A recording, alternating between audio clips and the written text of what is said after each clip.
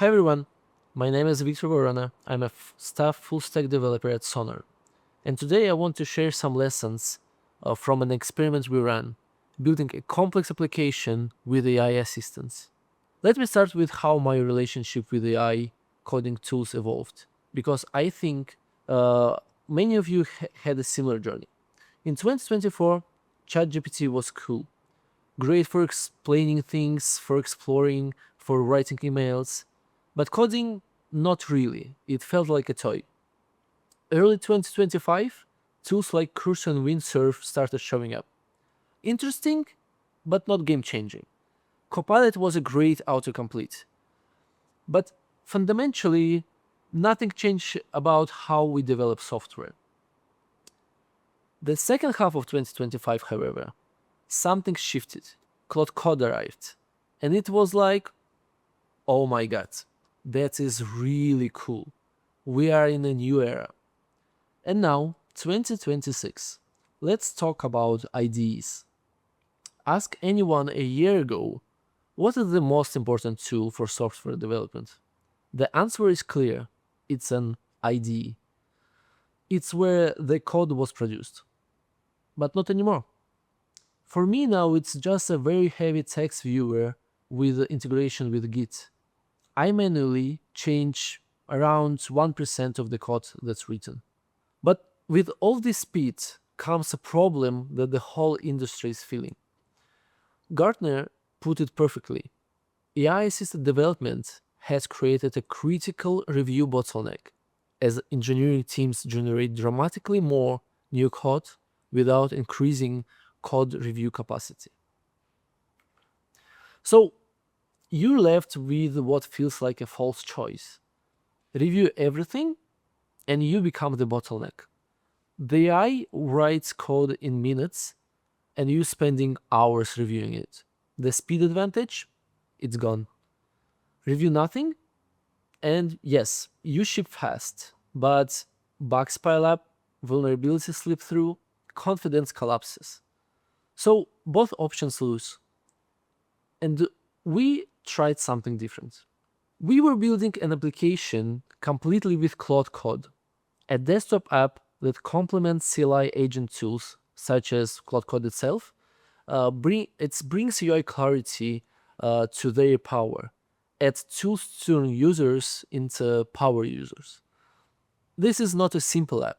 It's a complex Electron app built with React, multiple backend services, a built-in terminal, a built-in SonarQube for IDE, and it has to work on Windows, Mac, and Linux. Real production complexity.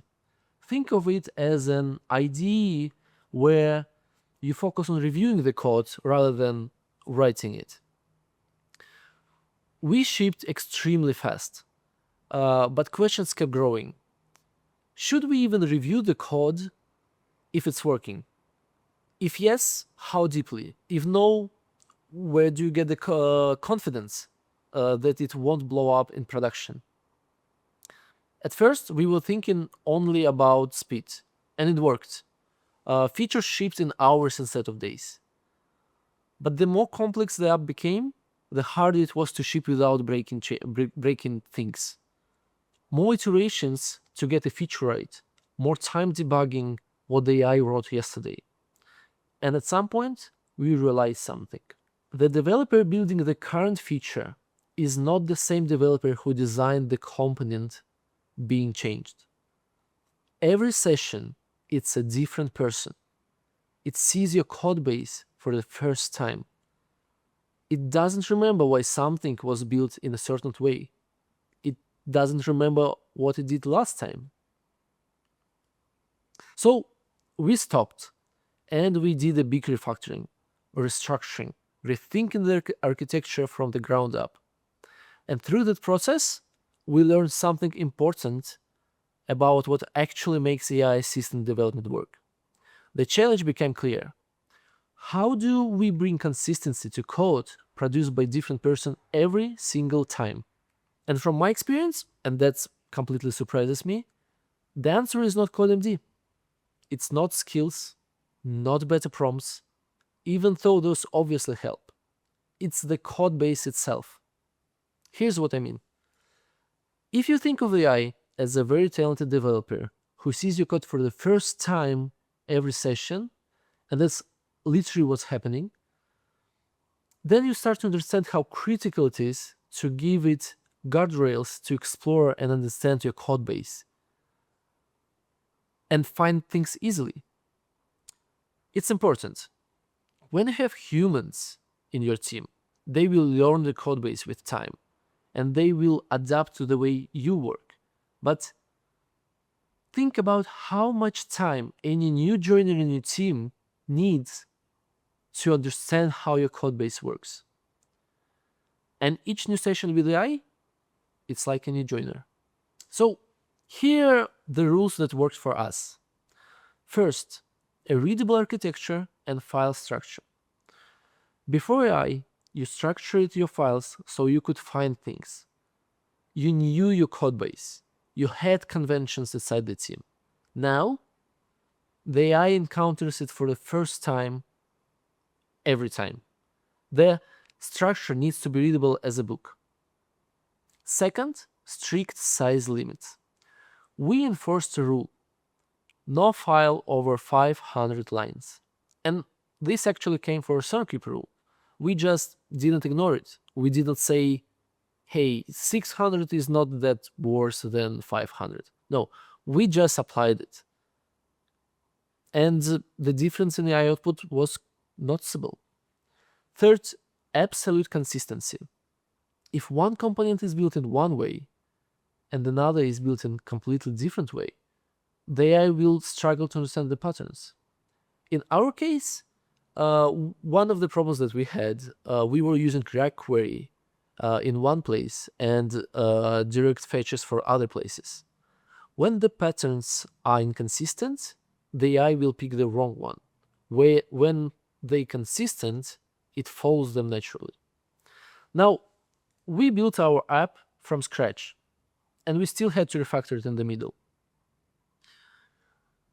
If you have a very large existing code base, what do you do then? My answer to it is refactoring with AI is cheaper than it's ever been. You don't need to refactor the whole code base from the first attempt. Pick a part, clean it up, use it as a reference for everything that follows. Try it out, see if it makes a difference, then adapt the approach for your needs and refactor more. And we're not talking about deep optimizations or huge architectural shifts. We're talking about file structure, file names, and extracting functions, the basics. Once we started having this architecture in place, and this is ongoing process, not a one-time shift, the question became, how do you maintain it? And the code review is the simplest answer. But how to solve all those challenges we talked about at the beginning? Look at the screen. What do you think is the most important information here? A year ago, I would say the diff itself. The actual code changes. I would read every line. Now, it's this. The list of changed files. I know my architecture. I know what I ask the AI to do. So when I look at the results, the file list tells me almost everything. If the AI changed files I didn't expect, I need to look at why. If my request was simple, but the AI changed 100 lines, that's suspicious. Something is wrong. I need to understand what's going on. If a file was 200 lines and is now 1,000, the structure is getting worse, not better. Something needs to be split out. And if it touches something sensitive, authentication, payments, data access, state management, pick what matters to you, that's where I would stop and dive deeper. I wouldn't check everything, just the parts that matter. I don't need to read every line to catch these problems. The shape of changes tells me whether the AI understood what I want from it or not. For everything else, that's what I delegate to SonarQube.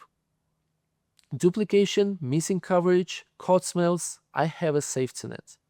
Will it catch everything? No. Will it catch enough so I'm confident in the changes? Yes. Now, again, this doesn't mean I don't read the code at all. It's still my responsibility. But I don't need to read every single line. It's my responsibility to know what's sensitive and needs a closer look, and what's good enough if SonarQube says it's clean. And this creates a virtuous cycle. Clean architecture guides the AI to follow patterns and write better code.